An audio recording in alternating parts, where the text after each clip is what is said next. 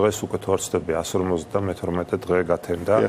მას შემდეგ რაც ეს უწყვეტი პროტესტი მიმდინარეობს და მე პირველ რიგში მინდა ვთქვა რომ რა თქმა უნდა ამ პროტესტმა გამოიღო შედეგი და თუ დღეს ოცნებას აქვს პრობლემები, მათ შორის თქვენ ახლა საუბრობდით ლეგიტიმაციასთან დაკავშირებით, რა თქმა უნდა ეს პირველ რიგში არის ამ პროტესტის დამსახურება, მოდი ასე ვთქვათ. არ შემიძლია არ შევეხო ხა თქვენ ახსენეთ გასვენება და რაღაც ესეთი ნახევრად იუმორით, თუმცა ვფიქრობ, რომ შეიძლება სრულად იუმორითაც და ამავე დროს სრული სერიოზულობითაც ამათ დავარქვათ ჩვენ რაღაც აი პანაშვიდების მთავრობა, ხო? ახლა ვიცით ჩვენ იყო ხოლმე მე გამიგია ყოველ შემთხვევაში ჩემი მშობლების თაობისგან არიან ესეთი ადამიანები, რომლებიც მიუხედავად იმისა, ეკუთვნით თუ არ ეკუთვნით, ასე ვთქვათ, სამძიმარზე ყოველთვის დადიან, ან ცდილობენ რაღაც ხალხში გაერიონ, ასე ვთქვათ და ნუ ესეც ნიშნავს მათი მხრიდან რაღაცა გარკვეული ტიპის ზოგადად ლეგიტიმაციის მიღების ცდილობას და ნუ აი ესეც სასაცილო ვითარებაში იგდებს ოცნება თავს ბუნებრივია ამას არანაირი კავშირი არ აქვს ლეგიტიმაციასთან აი ბოლო პერიოდი ჩვენ რომ გავიხსენოთ ხა ეს მართლაც კომიკური იყო პაპის გასვენების მომენტი და მოვლენა მაგრამ ნუ იყო შედარებით მნიშვნელოვანი მაგალითად ეუთოს გენერალური მდივნის ვიზიტი საქართველოში რომელიც ასევე ოცნების პროპაგანდამ გამოიყენა როგორც ერთგვარი ლეგიტიმაციის მიღების ცდილობა და მე მინდა თქვენი ეთერი კიდევ ერთხელ გამოვიყენო იმის შესახსენებლად რომ რა თქმა უნდა ეს არანაირ კავშირში არ არის ლეგიტიმაციასთან რადგან და ვერც იქნება კავშირში რადგან ეს არ არის ეუთოს მანდატი მოდი პირდაპირ ვთქვათ ანუ ეუთო იმაზე მეტ საქმეს ვერ გააკეთებდა რაც გააკეთა როდესაც საპარლამენტო არჩევნების შემდეგ დადო ისტორიულად ყველაზე კრიტიკული დასკვნა რაც კი საქართველოში ჩატარებულ არჩევნებთან დაკავშირებით დაუდია მათ შორის უამრავი რეკომენდაცია რომელიც არის ამ ხელისუფლების ეგრეთ წოდებული დე-ფაქტო ხელისუფლების ვალდებულება მათი გამოსწორება, მაგრამ ჩვენ ხედავთ რომ არათუ რამე გამოსწორდა, არამედ ბოლოდროინდელი საკანონმდებლო ცვლილებები, მათ შორის CSKO-ს მიერ მიღებული დადგენილები პირდაპირ ადასტურებს, რომ კიდევ უფრო მეტი გაუარესება გვაქვს ამ კუთხით, მაგრამ მე რისი ახსნა მსურს როდესაც იქმნება მოლოდინი, რომ მაგალითად თუნდაც ეუთოს გენერალური მდივნის ვიზიტი, რომელიც სხვათა შორის უნდა შევახსენოთ მაყურებელს, რომ იყო რეგიონული ვიზიტი, ეს არ იყო მხოლოდ საქართველოში ჩამოსვლა და არჩევნების თემა აქ იყო ერთ-ერთი საკითხი, მათ შორის უსაფრთხოების კონტექსტთან ერთად, ეს აღიქმნება რაღაცა გარკვეული ტიპის ლეგიტიმაციასთან, ეს ამ მოლოდინის შექმნაც არ არის სწორი. მე ვფიქრობ, აი მაგალითად ის ერთ-ერთი პოლიტიკური პარტია, რომელმაც საკმაოდ დიდი მნიშვნელობა მიანიჭა ამ შეხვედრას და უარეს კი განაცხადა ერთგვარი პროტესტის ნიშნად შეხვედრაში მონაწილეობის და არ გამოიყენა ეს პლატფორმა იმისათვის რომ კიდევ ერთხელ დაეყენებინა მათ შორის უკანონო პატიმრების გათავისუფლების საკითხი ესეც არასწორი მგონია და ამაზეც ვფიქრობ პირდაპირ უნდა ვისაუბროთ. ასევე მინდა შევეხო ამერიკის შეერთებულ შტატებში იგივე ჩვენი ეგრეთ წოდებული ვიცე-პრემიერის და ნახევარი მთავრობა რომ იქ არის და სულ არ ეკუთვნოდათ ისეთი მინისტრები არიან წასულები ჩვეულებრივი რიგითი ყოველწლიური კალენდარული შეხვედრა გახლავთ სოფლიო ბანკის და სავალუტო ფონდის და ნუ ხა იქ რა თქმა უნდა ნებისმიერ ჩინოვნიკთან ამერიკის შეერთებული შტატების ახალი ადმინისტრაციის ურთიერთობა მნიშვნელოვანია, მაგრამ ის დიალოგი და ის საუბარი რაც იქ შედგა, რა თქმა უნდა, ასევე არანაირად არ ნიშნავს არანაირი ტიპის ლეგიტიმაციას, როგორც შეიძლება ჩვენ ვისაუბროთ რაღაცა ტიპის ლეგიტიმაციის თუნდაც ნიშნებზე ამერიკის შეერთებული შტატების მხრიდან, რომელსაც დღემდე დასანქცირებული ყავს ბიძინა ივანიშვილი, რომელსაც შეყვანილი ყავს ქვეყნის პირველი პოლიციელი მაგნიტსკის სიაში და ასე შემდეგ და რომელიც რა თქმა უნდა არანაირად არაპირებს ლეგიტიმაციის მინიჭებას ერთ-ერთ ყველაზე მეტად ავტოკრატიული და არადემოკრატიული რეჟიმისთვის, იმიტომ რომ ეხლა თან კიდევ ერთი თემაა იქ ოცნების პროპაგანდა აქტიურად მუშაობს იმ თემაზე, თითქოს რაღაცა ტიპის თანხwebdriver არის ტრამპის პოლიტიკასა და ოცნების პოლიტიკას შორის. ახლა რა თქმა უნდა ეს სასაცილოთაც არ ყოფნის, აქ ხომ თავარი არ არის ვინ როგორ უყურებს საგარეო პოლიტიკას, ვინ როგორ უყურებს დაუშვათ ეკონომიკის მოწყობას, ჯანდაცვის და განათლების თემას. აქ არის საუბარი იმ ფუნდამენტურ თემაზე, რაც არის დემოკრატია, რომელიც თავისთავად მოიცავს ადამიანის უფლებებს, კანონის უზენაესობას, სამართლიან არჩევნებს, დამოუკიდებელ სასამართლოს და ასე შემდეგ. და ხა ბუნებრივია, როდესაც ეს ყველაფერი საერთოდ უარყოფილია ამ ქვეყანაში ოცნების პირობებში, განსაკუთრებით ბოლო წლებში, რა თქმა უნდა, ჩვენ არანაირი მოლოდინი იმ ქვეყნისგან, რომელიც თავარი ღირებულება სწორედაც რომ დემოკრატია და რომელმაც სხვათა შორის მათ შორის ჩვენს ქვეყანაში ბოლო რამდენიმე ათწლეულის მანძილზე უამრავი რესურსი ჩადო იმისთვის რომ ეს ქვეყანა პირველ რიგში დემოკრატიული ყოფილიყო და დღეს ხედავთ რომ ამ მიმართულებით სრული უკუსლა გვაქვს ბუნებრივია ვერანაირ ლეგიტიმაციაზე საუბარი ვერ იქნება მაგრამ ჩვენ კიდევ ერთხელ უნდა აღვნიშნოთ ერთი რამ რომ საუბარი ეს არ ნიშნავს ლეგიტიმაციას ასეთი ტიპის შეხვედრები პირდაპირ ვთქვათ რომ შეიძლება მომავალშიც გაგრძელდეს მაგრამ რა ტიპის შეხვედრებს გულისხმობთ მაგალითად ახლა რაც იყო იგივე ამერიკის შეერთებულ შტატებში, გულისხმობ EUTOS გენერალური მდივნის ვიზიტს და ასე შემდეგ. ანუ ჩვენ თვითონ არ უნდა მივანიჭოთ ამ შეხვედრებს დიდი მნიშვნელობა, ამის თქმა მინდა. ეს არ არის დაკავშირებული არანაირად ოცნების არალეგიტიმური რეჟიმის აღიარებასთან. და ჩვენ უნდა გვესმოდეს, რომ საუბარი საჭიროა, საუბრის პრაქტიკა არსებობს მათ შორის ავტოკრატიულ რეჟიმებთან. ახლა დღეს მე რამდენჯერმე მithქვამს და კიდევ ერთხელ მინდა გავიმეორო, ოცნება გავს რაღაც ერთგვარ ტერორისტულ რაღაც დაჯგუფებას, რომელსაც მძევლად ყავს საქართველოს მოსახლეობა აყვანილი, მას მიტაცებული აქვს ძალაუფლება სრულად, აქვს უამრავი ბერკეტი ხელში და ფაქტობრივად მასთან საუბარი დაახლოებით გავს იგივე ტერორისტებთან საუბარს, ოდესაც სამართალდამცავები მათთან საუბრობენ მძევლების გათავისუფლების საკითხზე. დაახლოებით მე შეიძლება უტრირებულად, მაგრამ აი დაახლოებით ასე ვუყურებ ოცნების არალეგიტიმურ რეჟიმთან ნებისმიერი ტიპის საუბარს. ახლა ეს საერთაშორისო მედიაცია ბუნებრივია, არის საჭირო. ამიტომ ჩვენ არ უნდა გქონდეს ამის არც კომპლექსი, არ უნდა შეგვეშინდეს ამის ახსნა ჩვენი მოქალაქეებისთვის, რომ შეიძლება დაუშვათ უახლოეს პერიოდშიც რაღაცა გარკვეული ტიპის შეხვედრები და საუბრები იყოს.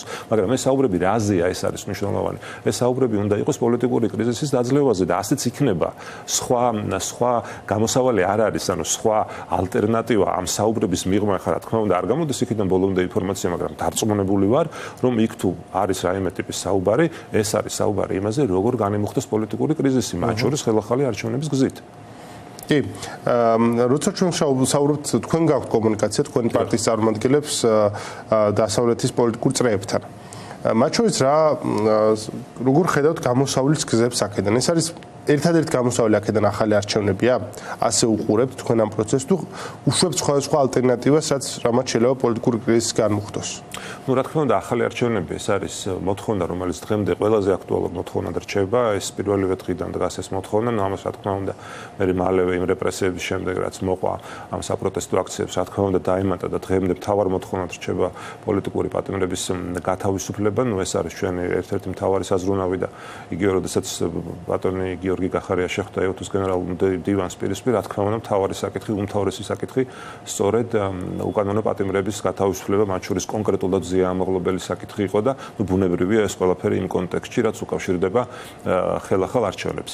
ამიტომ ჩვენ დღეს მე მაინც ესე ვფიქრობ, რომ არ არის ამოწურული რესურსი პროტესტმა თავისი შედეგი მოიტანა, დღეს ოცნებას არ აქვს ლეგიტიმაცია არც ქვეყნის შიგნით, არც ქვეყნის გარეთ და კიდევ ვიმეორებ, რომ ის რამდენიმე ტიპის შეხვედრა, რომელიც ასევე შეიძლება კიდევ გაგრძელდეს, არანაირად არ არის დაკავშირებული ლეგიტიმაციასთან, მათ საკმაოდ დიდი დისკომფორტი და პრობლემები აქვთ და ხედავთ ჩვენ ხა გავრცელდა მათ შორის რამდენიმე ინტერვიუ ოცნების ერთ-ერთი წარმომადგენლის, რომ გასაგებია და ეს ისედაც ცხადი იქნებოდა, რომ მათ აქვს საკმაოდ დიდი დისკომფორტი ამ დაწესებული აქციების ასე ვთქვათ გამო და ეს დისკომფორტი კიდევ უფრო გაძლიერდება და ასეც არის ასე ვთქვათ ზეწოლა ჩვენი საზოგადოების მხრიდან, ჩვენი საერთაშორისო პარტნიორების მხრიდან და ну, რა თქმა უნდა, ხა ეს არის გრძელვადიანი ასე ვთქვათ მოქმედება, ჩვენ თავიდანვე ვამბობდით, რომ ეს ასეთი ტიპის ავტოკრატიული რეჟიმი, როგორადაც ჩამოყალიბდა ოცნება ერთ დღეში, ორ დღეში, ერთ კვირაში და თუნდაც ორ თვეში ვერ ჩამოინგრება, ვერ ჩამოიშლება და ამიტომ ჩვენ ცოტა უფრო გრძელვადიანად უნდა შევხედოთ ოცნების ამ არალეგიტიმური რეჟიმის, მოძალადე რეჟიმის პირდაპირ დავარქვათ თავის სახელი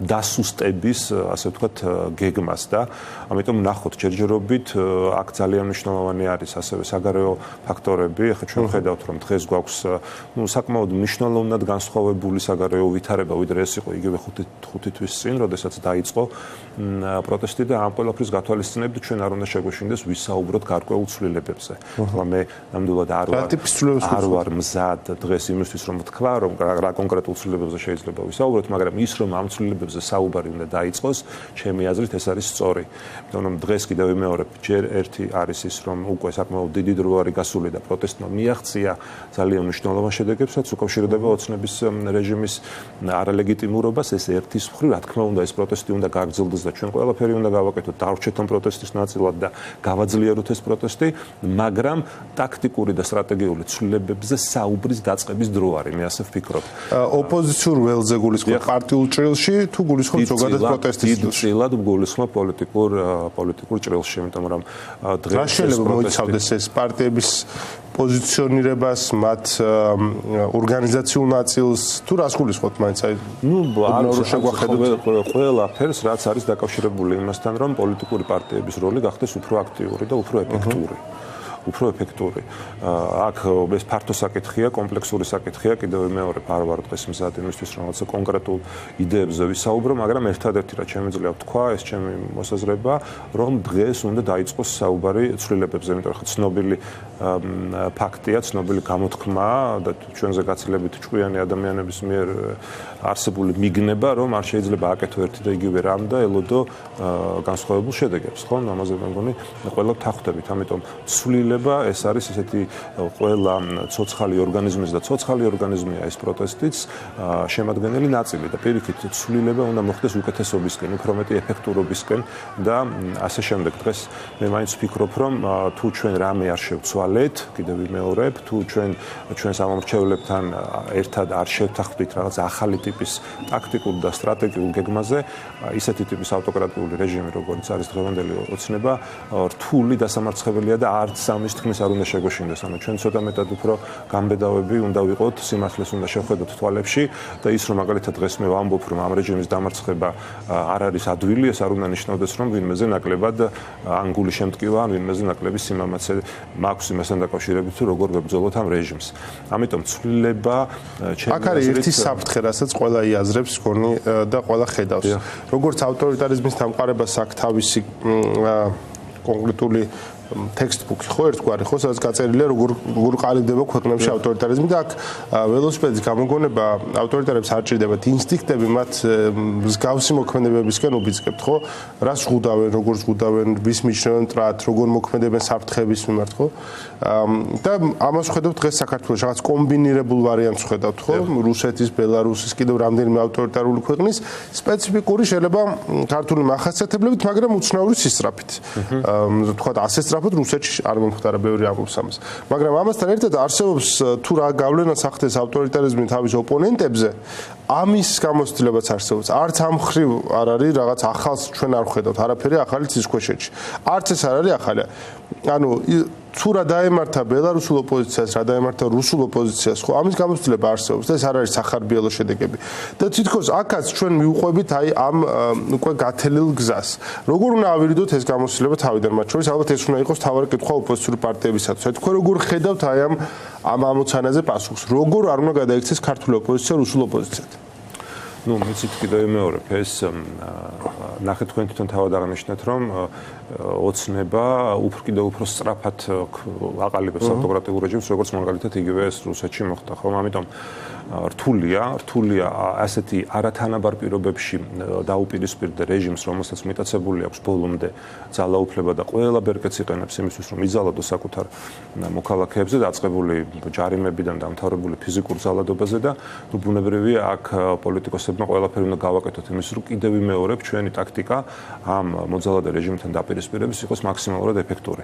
მე პირადად ხედავ ცოტა უფრო მეტი აქტიურობის საჭიროებას მათსავე ველზე. მოდი ასე ვთქვათ, იმიტომ რომ დღეს ეს პროპაგანდა მე ასე ვიტყოდი, რომ მინიმუმ სამეულში შედის იმ ბერკეტებს შორის, რასაც ოცნება იყენებს ავტოკრატიული რეჟიმის დასამყარებლად, ხო, ალბათ დამეთანხმებით. ანუ პროპაგანდა ეს არის ერთ-ერთი ყველაზე ძლიერი ინსტრუმენტი მათ ხელში, ის ერთგვარი ჰიბრიდული ომის, ანუ ჩვენს მოსახლეობაზე ფსიქოლოგიური ზეწოლის და მათ წინააღმდეგ წარმოებული აი ომის ნაწილია ფაქტობრივად, ხო, ჩვენ შეგვიძლია ესეც შევაფასოთ და ამიტომ თუ ჩვენ რაიმე ფორმით შევძლებთ შევეწინააღმდეგოთ ამ პროპაგანდას, ვამხილოთ ოცნება მათ შორის მათსავე მოედანზე, აი საკუთარ მოედანზე. ნუ ვფიქრობ ამის კარგი მაგალითი იყო იგივე გიორგი გახარიას მისვლა ამ არალეგიტიმური კომისიის სხდომაზე. ხა მესმის იგი იყო სხვადასხვა მოსაზრებები, ამ კომისიის სხდომის შემდეგაც რჩება ეს სხვადასხვა მოსაზრებები, მაგრამ ნუ ჩვენი ყოველ შემთხვევაში დაკვირვებით და ანალიზით გაცილებით დიდი ეფექტი მოიტანა სწორედ ამ კუთხით, აი პროპაგანდის გადატეხვის კუთხით, აი ამ ჰიბრიდულ ომში ოცნების ასე ვთქვათ უკან დახევის კუთხით გაცილებით დიდი შედეგი მოიტანა. გახარიას იქ მისვლამ და პირში თქმამ, რაც იყო სათქმელი, ვიდრე შეიძლებოდა მოიტანა მისი არ მისვლას. ამიტომ ამ პროპაგანდასთან მუდმივი დაპირისპირება ნებისმიერი ფორმით, რომელიც შეიძლება რა თქმა უნდა არ იყოს და არ იქნება კომფორტული და არც გახარიასთვის იყო კომფორტული, ახლა იქ მისვლა და იმ ადამიანებისგან, რომლებიც რამდენიმე წლის წინ რამდენიმე მეტრით ვერ უახლოვდებოდნენ მას, იმდენად დიდი ქონდათ დღეს ახლა რაღაცა მათი ხმამაღალი იქ შეძახილების და თითქოს რაღაც კრიტიკის მოსმენა, მაგრამ როდესაც ეს ჭირდება ამორჩევლს, როდესაც ეს შედის ჩვენი ქვეყნის მოქალაქეების ინტერესში, რომლებიც ფაქტობრივად დაუცველები არიან ამ ჰიბრიდული ომის წინაშე. ეს ხო უზარმაზარი მანქანა მუშაობს მათ წინააღმდეგ. ეს არის პირდაპირ ჰიბრიდული ომი და ამიტომ თქვენ როდესაც ამბობთ, რა შეიძლება იყოს აი პოლიტიკური პარტიების როლი, ხო მე ვთვლი, რომ რა თქმა უნდა სხვა მოქმედებებთან ერთად აი ამ პროპაგანდის გადატეხვა შეიძლება იყოს ერთ-ერთი ასე ვთქვათ მთავარი და ძლიერი ინსტრუმენტი ჩვენს ხელში. ამაზე პასუხის გასაცემად. კი ბატონო, თქვენ პარტიასთან დაკავშირებით მინდა გითხოთ და ბოლოს კერო წავიდეთ. თქვენი შიდა პარტიული პროცესი როგორ მიმდინარეობს მათ შორის? ჩვენ ცხოვრობთ ეპოქაში, რომელიც დროში, რომელიც პარტიებისთვის, პარტიული ცხოვრებისათვის მაინც ახარბიელო არ არის. და ხელისუფლება განსაკუთრებული სისასტიკით არის ჩარეული პარტიული სხვა ოპოზიციური პარტიების პარტიულ ცხოვრებაში. განსაკუთრებით თქვენ გერჩიათ სხვა შორის. რამდენიმეს გამოყოფა შეიძლება ოპოზიციური პარტიებიდან, თქვენ ერთ-ერთი ხართ, ვისაც გამოყოფთი ნამდვილად. თქვენ როგორ ახერხებთ იმას და ახერხებთ თუ არა, თქვათ პარტიული ორგანიზაციები გადაირჩინოთ, გქონდეთ მოჭიდება, თქვათ სხვა მუნიციპალიტეტში, რაიონულ ცენტრებში, რეგიონებში, ხო რა ძალიან მნიშვნელოვანია ამ არჩევნებაც გამოავლინა, რომ მიუხედავად რამ კარგი შედეგები შეიძლება ურბანულ ცენტრებში არსებობდეს, აუცილებელია რეგიონებში მეტი მუშაობა. და ამ მიმართულებით ჩავარდნები იყო. აი თქვენ როგორ პასუხობთ ამ გამოწვევებს? ნუ რა თქმა უნდა, იცით ახლა ჩვენ პირველ რიგში ვთქვათ და გავახსენოთ ჩვენს მაყურებელს და საქართველოს მოქალაქეებს, რომ ჩვენ ვართ ერთადერთი პოლიტიკური პარტია, ვინც შეძლო და ამ გაყალბებულ არჩევნების პირობებშიც კი გადალახა ბარიერი, ხო? იმიტომ სხვა დანარჩენი ყველა იყო კოალიცია, ეს ერთი და მეორე, რაც ასევე მნიშვნელოვანი ფაქტორი გახლავთ, ჩვენ ვართ ერთადერთი პოლიტიკური პარტია, რომლის უკან არ დგას არც ოლიგარქი, არც ბანკირი, არც ტელევიზია და ასე შემდეგ. ანუ რესურსების ნაკლებობა, რა თქმა უნდა, ამას ისე იმეორებთ ხოლმე, რომ ამე კარგია, ამაში რესურსების ნაკლებობაში კარგი არაფერი არ არის. არა, ნახეთ, კარგი არის გააჩნია როგორ შევხედავთ, იმიტომ რომ თუ შევხედავთ სხვა პარტიებს, რომლის უკანაც დგან ოლიგარქები, სხვა პარტიებს ფული აქვს, თამაში ცუდი არაფერი არ არის. არა, ცუდი არაფერი არ არის, გააჩნია საიდან მოდის ეს ფული, ეს არის. თვითონ მამუკახანდა თვითონ აქვს თავის ფული, ყველა ვიცი საიდან მოდის ფული.